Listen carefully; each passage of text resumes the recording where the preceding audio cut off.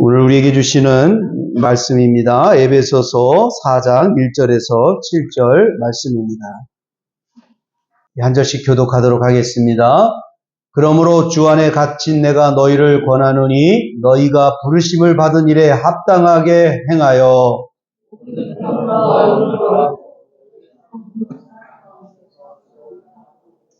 병 안에 매는 줄로 성령이 하나 되게 하신 것을 힘써 지키라.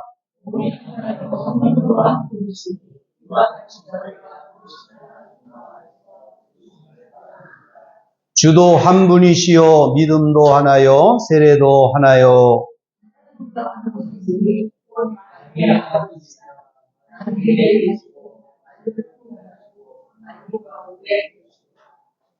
다 같이요. 우리 각 사람에게 그리스도의 선물의 분량대로 은혜를 주셨나니. 아멘.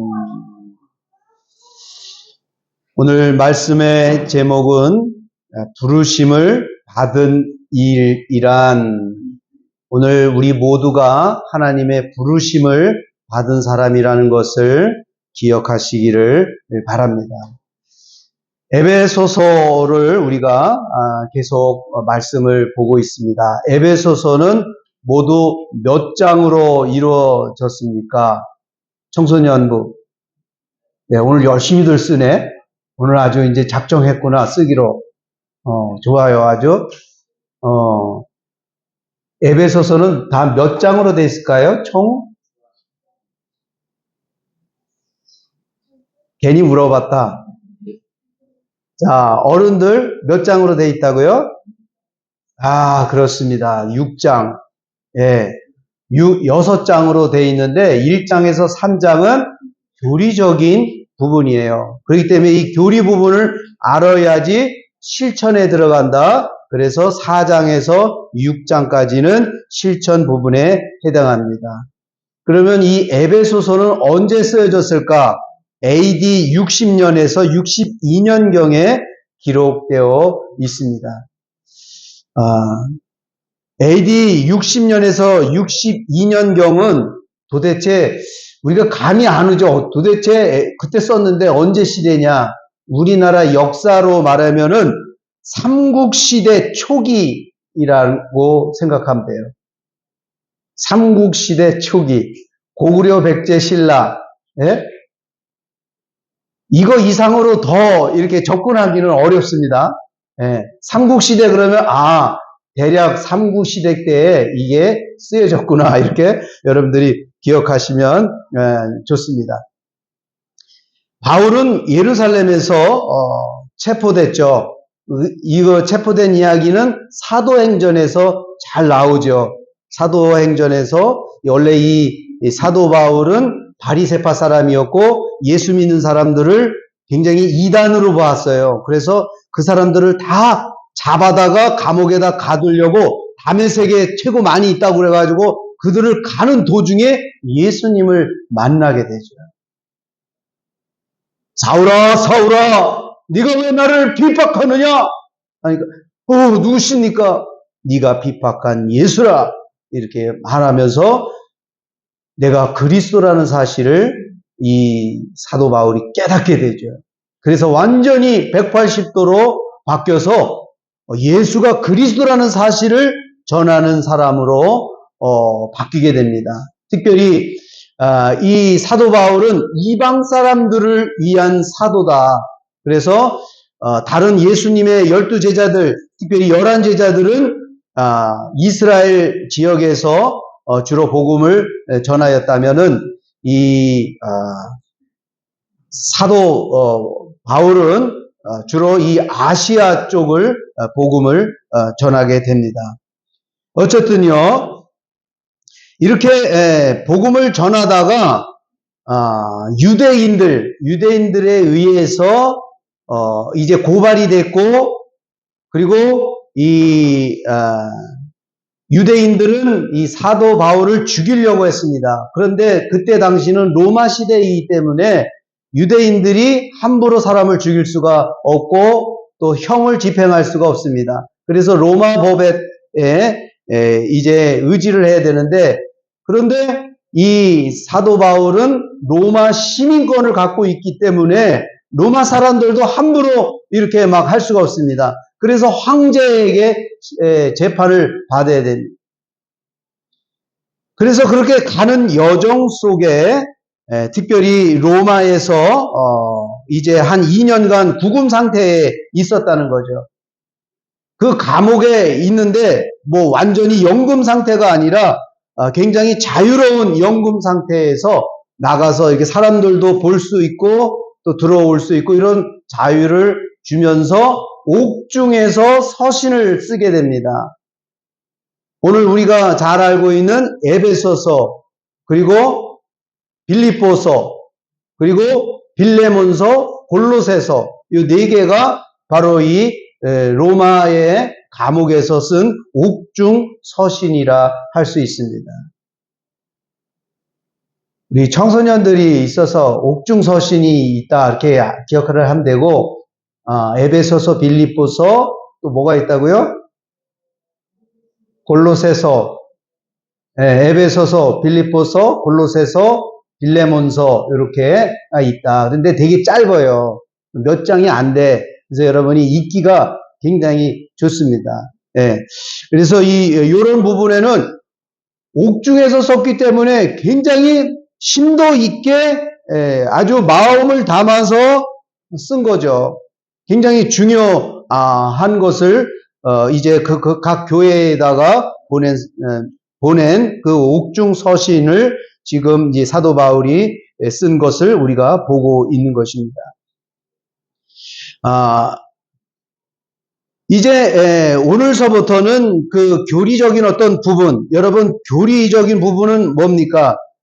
창세 전부터 그리스도 안에서 계획하시고 이루신 구원의 진리가 1장에서 3장에 있다는 거예요. 하나님께서 창세 전에 계획하신 하나님의 그 숨겨진 비밀, 바로 예수 그리스도를 우리 안에 넣겠다라는 것이 하나님의 비밀인 줄 믿습니다. 여러분 그 비밀을 여러분 믿으시길 축원합니다. 믿으시죠? 믿어야 믿어야 소망이 생기고 그 사랑이신 주님이 우리 안에 들어오시게 된다는 거예요.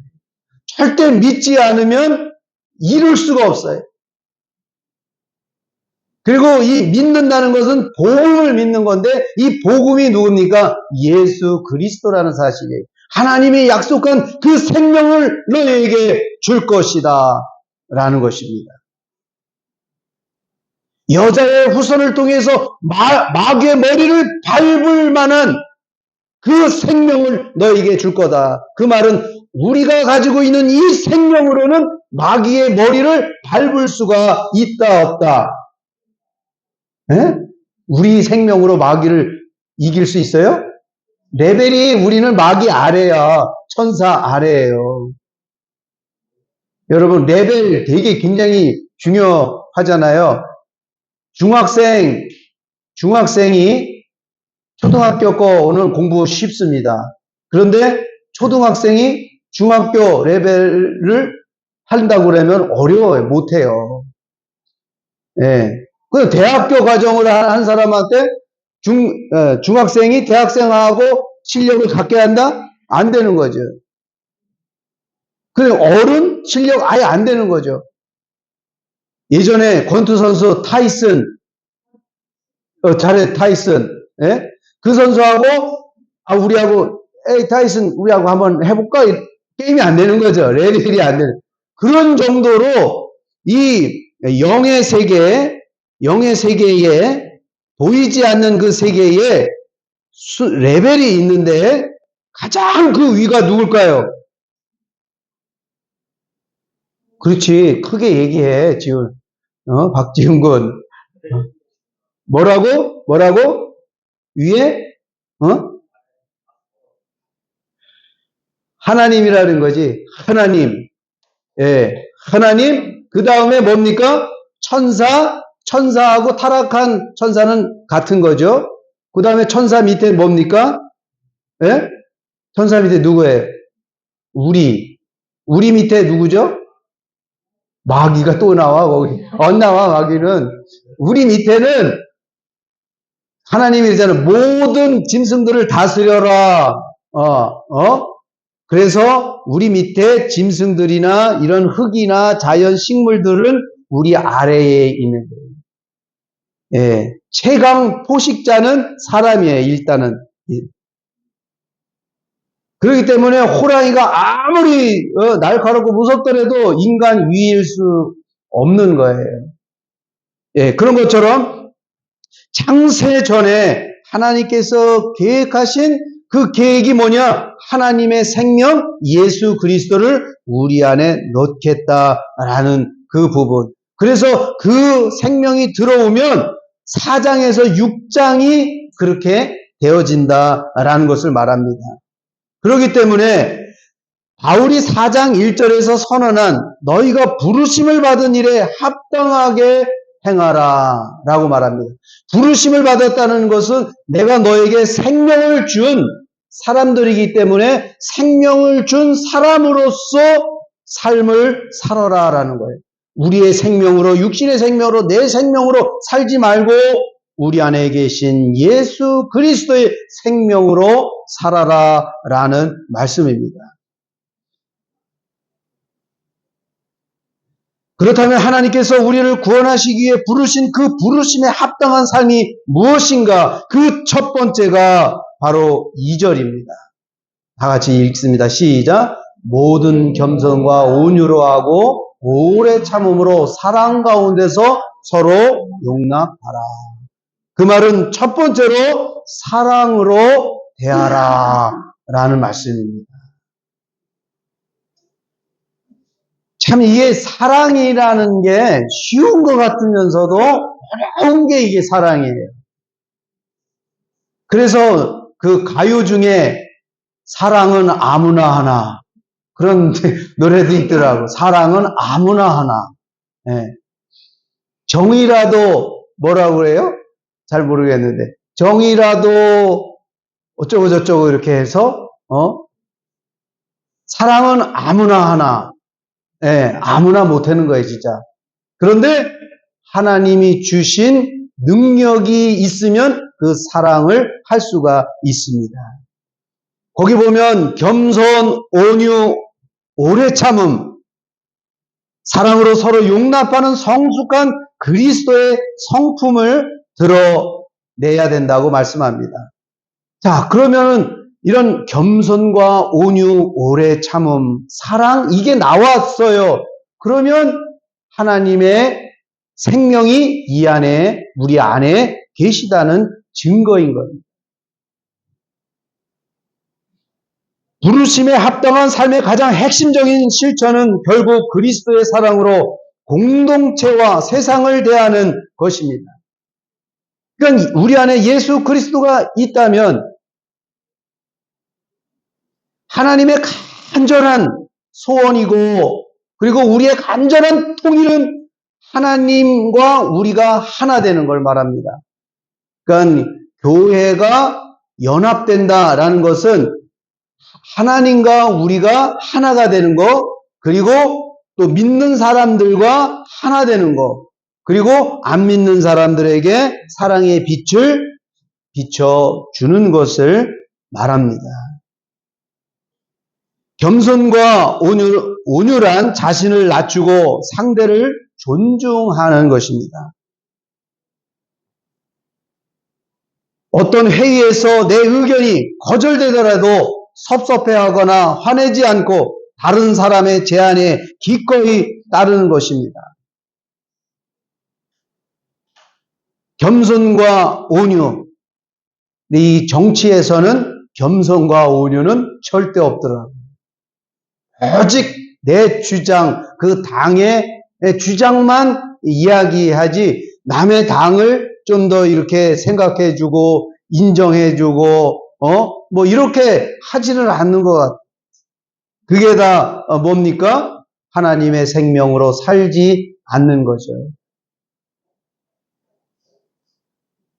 예전에 뉴스에 보니까 여의도 순복음교회 정치인들이 다 거기 나와 이렇게 예배 드리더라고요. 다 찬양하고 막 말씀 듣고 다 기독교인이니까 왔겠죠? 그런데 다시 돌아가서는 전혀 예수님과는 관계없이 사는 모습들을 보게 되죠. 오래 참음이란 뭐냐? 상대의 부족함과 실수를 인내해주는 것입니다. 교회 지체나 동료가 같은 실수를 반복할 때 바로 지적하거나 비난하지 않고 그 사람이 변화될 때까지 넉넉한 마음으로 기다려 줄 수 있는 것, 그게 오래 참음이라는. 근데 이게 여러분, 우리가 생활 속에서 신앙생활을 하면서 그게 오래 참음이 나타나느냐?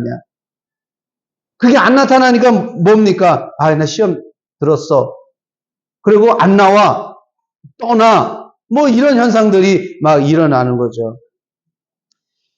이것은 인간의 마음으로 할 수가 없습니다. 오직 주님이 주시는 마음으로만 겸손, 온유, 오래 참음 이런 것이 있다는 거예요. 그것을 이루기 위해서 내가 이제 내 생명으로 너희가 나를 믿고 의지하고 내 이름을 부르는 자에게 내가 그 사랑의 마음을 주겠다라고 말씀합니다. 그래서 누구든지 주의 이름을 부르는 자는 구원을 얻는다는 것은 죽어서 영원한 하나님의 나라로 가는 것이 아니라 삶의 구원을 해 주시겠다는 말씀도 포함되었던 것입니다. 어느 교회 건축에서 일어났던 일들입니다. 오랫동안 그 교회는 수건사업인 교육관 건축을 진행하고 있었습니다. 건축위원회는 김 집사님과 이 권사님이 핵심 인물로 참여하고 있었습니다. 이 김 집사님은 아주 합리적이고 효율성을 중요시 여기는 집사님이었습니다. 그래서 교육관 설계 시 예산 절감과 효율성을 최우선으로 해야만 한다고 주장하며 비용이 많이 드는 친환경 자재 사용에 대한 단호하게 거절하고 반대했습니다. 그런데 이 권사님이 계십니다. 공동체적 미래지향적인 성향을 가지신 이 권사님이 미래 세대의 환경을 위해 친환경 자재 사용과 지역 주민에게 개방될 수 있는 그런 설계를 해야 합니다.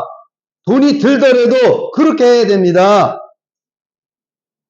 이 과정에서 김 집사님은 너무 세상적인 시각으로만 본다며 비판적인 어조를 사용하였습니다. 그래서 갈등이 생기고 충돌이 생겼습니다. 한 회의에서 김 집사님이 절감 예산표를 쫙 뽑아갖고 와가지고 이야기를 합니다. 이 권사님은 그런 집사님을 보고 집사님은 교회 건물을 짓는 목적이 무엇입니까? 다시 생각해야 됩니다. 값싼 은혜만 초점을 맞추는 것 아닙니까? 이렇게 날카롭게 지적합니다. 너무 값싼 은혜만 초점을 맞추는 거 아니겠습니까? 그래, 이게 다툼이 생기는 거예요.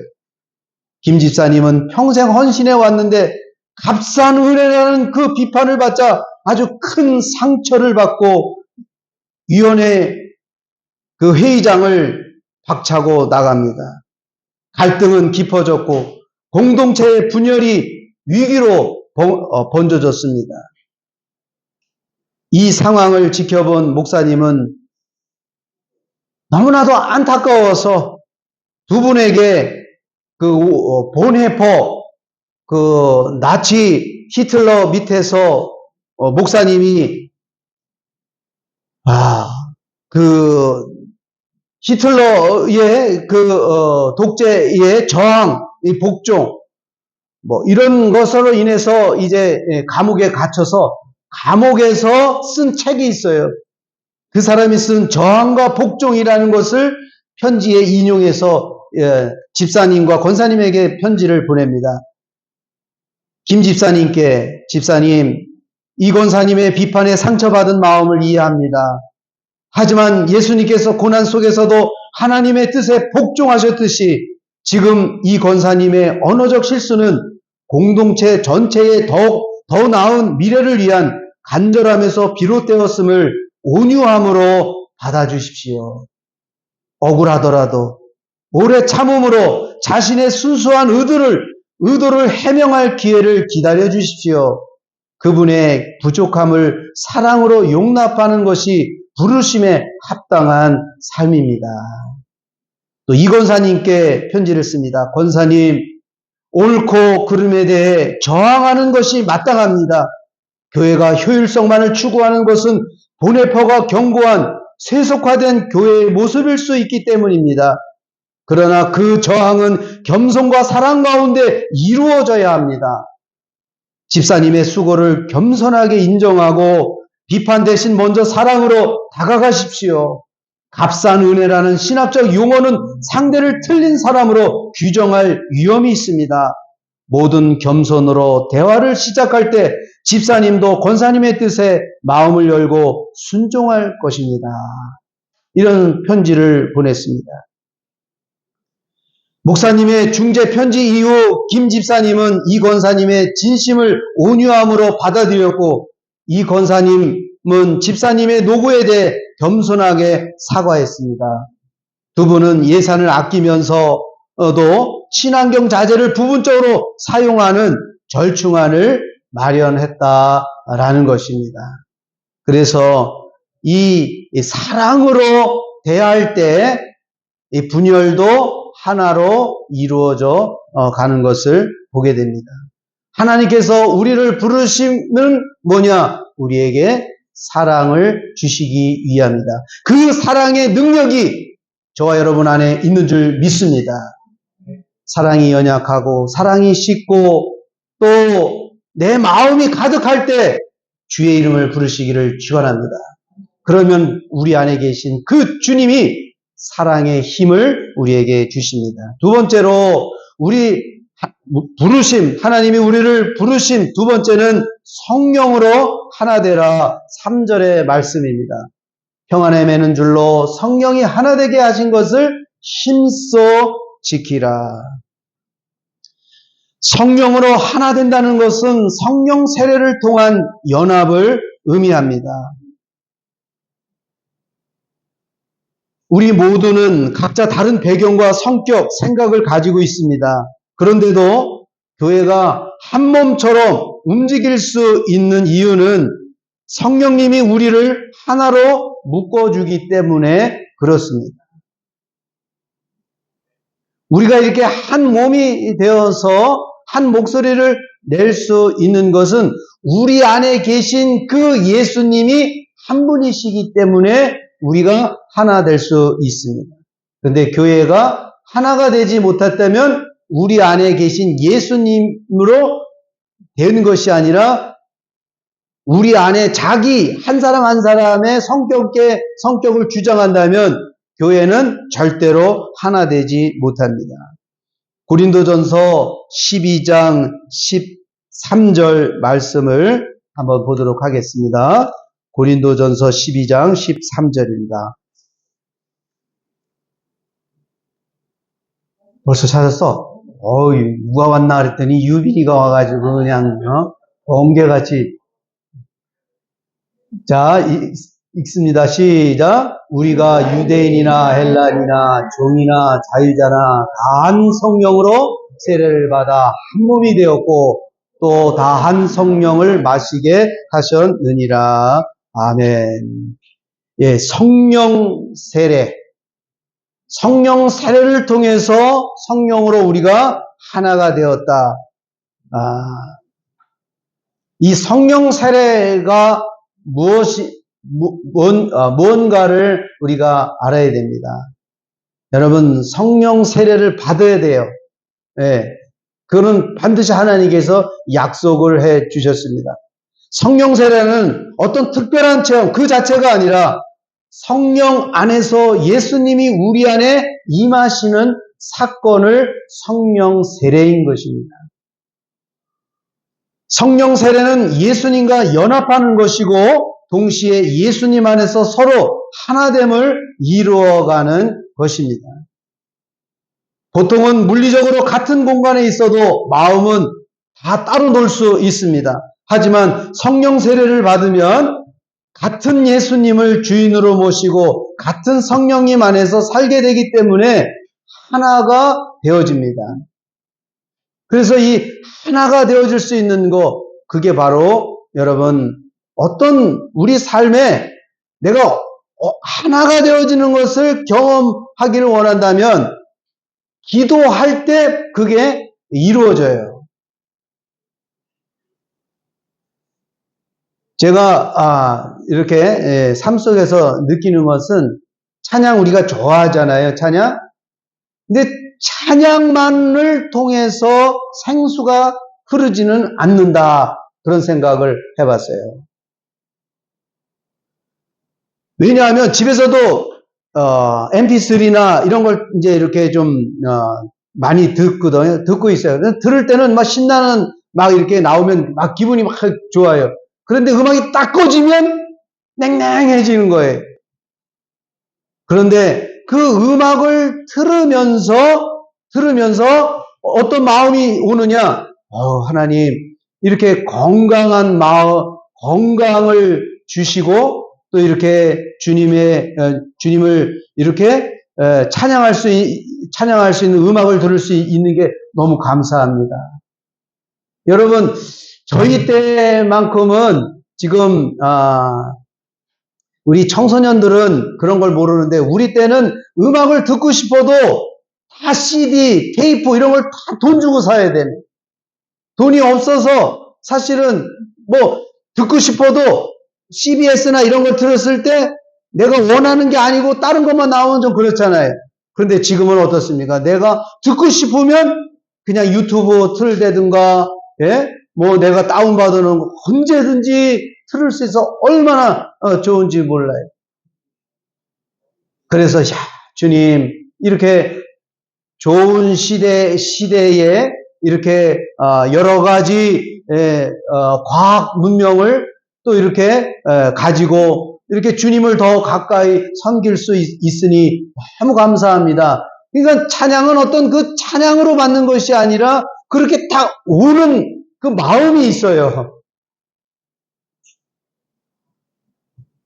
그런 주님이 주시는 생수가 있는 거예요. 오늘도 이 추석 명절을 이렇게 맞이하면서 하나님, 오늘 이렇게 제가 여기까지 오기까지 나를 신학교 가게 하신 그 목사님이 참 이렇게 고맙고 감사한 마음이 들더라고요. 왜 하필 신학교 가게 해가지고 더 잘 살 수도 있고 더 그럴 수도 있었을 텐데 왜 가게 했을까? 이렇게 원망해 본 적은 한 번도 없어요. 이 부족한 사람을 목사님 통해 가지고 신학교 가게 해 주셔서 너무 감사합니다. 제가 온 여정은 결코 쉽지는 않았어요. 그래서 제 아들 보고 가라고 말을 못해요. 제가 딸이 첫 번째고 아들이 있을 때 하나님 아들을 주시면 하나님 주의 종으로 얘를 안내하도록 하겠습니다. 그래가지고 얘도야 너 이 다음에 뭐 될래? 목사님 되라. 그렇게는 이제 말을 했고 막 강제적으로는 하진 않았어요. 그러나 네가 가고 싶은 대로 가는데 난 네가 신학교를 가면 더 좋겠다는 생각이 드는데 그거는 내 마음이고 그런 생각을 합니다. 근데 한 초등학교 때는 너 이 다음에 뭐 될래? 아빠가 목사 되라며. 그러더라고요. 그러더니 중학교, 고등학교 그러더니 바뀌어버렸어요. 뭐, 그거는 이제 하나님께서, 이제 인도하시는 방법으로, 하시겠지만은, 그래서 제 이렇게 오는 과정 속에서, 오는 힘들었지만, 그러나 은혜가 있는 거예요. 제가 이렇게 조바로 한인교회 여러분들을 만난 것도 얼마나 큰 축복인지, 그리고 제가 복음을 정말 알고 설교할 수 있어서 너무너무 감사해요. 제가 이렇게 쭉 온 여정 속에서, 언제 복음을 잘 몰랐었구나. 이게 예수님을 믿으라고 이렇게 얘기를 했지만 참 그 핵심 복음 하나님의 심오한 그 비밀을 내가 확실히 깨닫지 못했었구나. 그런데 제가 한 이제 28년째 목회를 하고 있거든요. 이제 97년에 제가 이제 허입이 돼가지고 지금 되니까 2년 있으면 이제 30년째 저도 그 정도면은 전문가 아니겠습니까? 그죠? 여러분이 제 설교 들어도 전혀 문제 없습니다. 제가 확실하게 여러분 알고 여러분에게 전하는데 어쨌든요 오늘 한 성령으로 세례를 받아 한 몸 되었고 한 성령을 마시게 하셨나. 성령으로 우리가 하나 될 수 있다. 이것이 문제는 같은 주님을 믿노라 하면서도 서로 다투고 원수가 되어 사는 것은 이게 무슨 문제인가? 바로 갈라디아서 5장 16절 17절입니다. 왜 하나 되지 못하는가? 갈라디아서 5장 16, 17 시작. 내가 이르노니 너희는 성령을 따라 행하라. 그리하면 육체의 욕심을 이루지 아니하리라. 17절 육체의 소욕은 성령을 거스르고 성령은 육체를 거스리나니 이 둘이 서로 대적함으로 너희가 원하는 것을 하지 못하게 하려 함이라. 그러니까 이 성령의 인도를 받아야 되는데 자꾸 자기 생각으로 살아가는 거예요. 그러면은 자기 생각인지 성령의 생각인지를 어떻게 하느냐? 성령의 생각은 우리 마음이 하나님께로 향하게 되고 결국은 성경의 말씀에 근거하게 된다는 거죠.